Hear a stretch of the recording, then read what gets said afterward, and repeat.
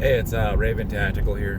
Hopefully the audio works. I don't got my additional microphone, but the car's kind of driving the wife's car, and it's a little bit newer and quieter. Some things that I guess I'm going to put out might not be the most pleasant things to hear, and some people might consider me to be panicking. I'm absolutely trying not to panic people. I'm trying to put out some information. As you know, Mrs. Raven is a RN nurse of over 15, 16 years. Very, very well educated, very versed in, medical background, follows a lot of the, science sites and medical sites. So when she started looking into this whole coronavirus thing, and a lot of the people who are from like Johns Hopkins and some people who study this kind of things are telling, writing this journal report saying, hey, this is something we need to pay attention to. And there's some things in there that are very interesting, I guess. I'm going to give a link to the Johns Hopkins.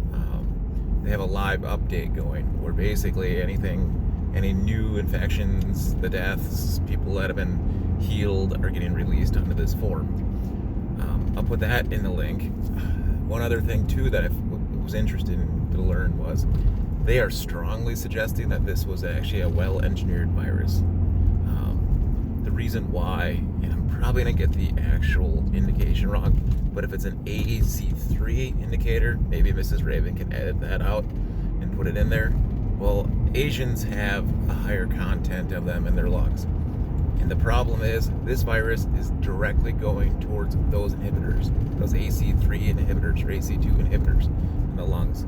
And it's not affecting like African countries where like black people don't have as many or have that much in their lungs. So it's a genetically weird virus that's been engineered. So that's why you're seeing a lot of stuff in China. China pretty much has hit what they're considering the saturation point. So yeah, you're not going to see too much more infection ratio.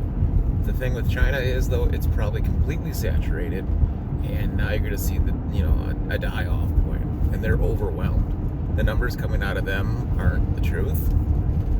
And you're starting to see things like Italy, where Italy is getting hammered now. Italy is quarantining themselves for about 30 days, the whole country.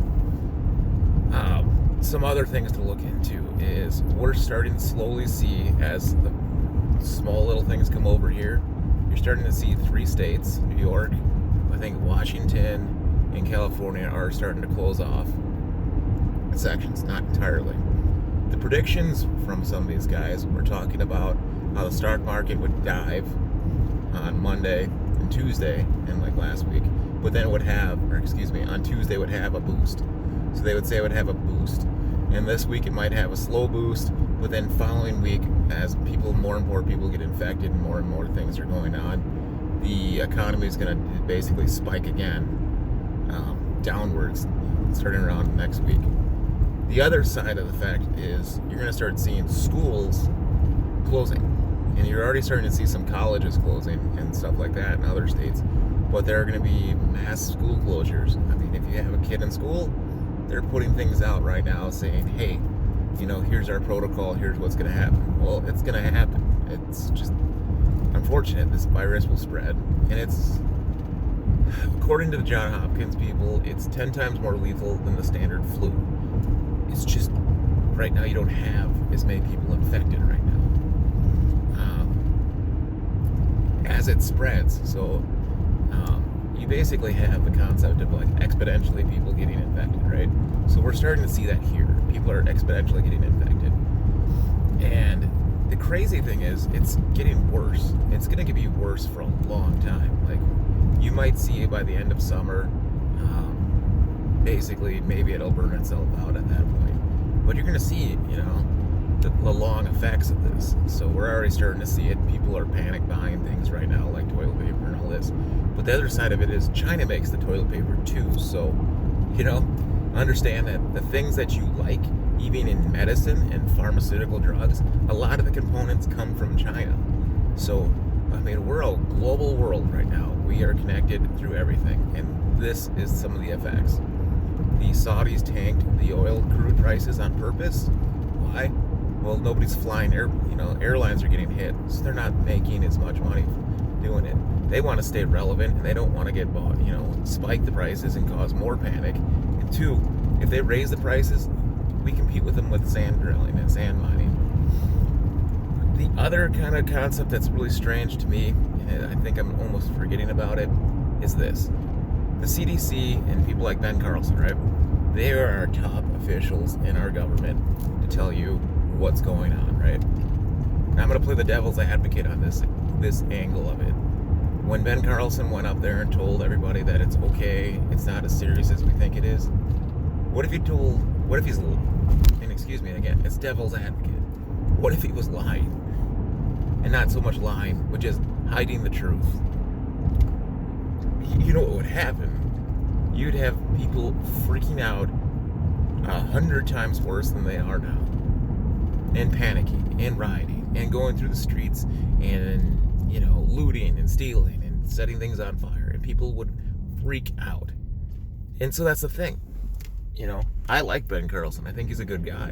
But I think he's in a really bad position because he knows that if he starts opening up and telling a little bit about the truth side of it and using some of the fact that he is a doctor and all this, and he knows a lot of this. And if he looks at the data from John Hopkins and a lot of these other places, yeah, he knows exactly what's going on. The government knows what's going on. I really do say pray for this country, pray for the people, pray for your groups, pray for your families, and don't panic. But please, please, please, just do not ignore what is going around you.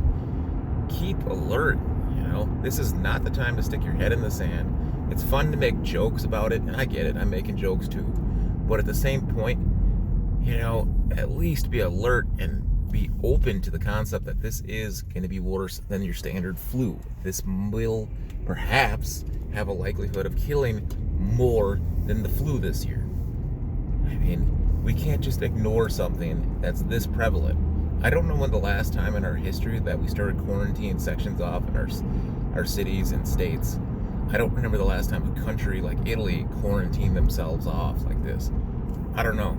I mean, if you look at the historical side of things, the Spanish flu was the last giant pandemic that did manage to kill a lot of people. And for a lot of reasons. I mean, we eventually had modern medicine that came out of that, and things changed, and we were able to progress forward. But I just want everybody to get a heads up on things and just be ready for it. It's important that we actually take note of what's going on. It's important that we rely on God. And if you don't believe in God, cool, that's fine. I'm just saying that's what I believe in. And pray for the country, pray for your family again, and pray for your group. This is Raven Tactical Help.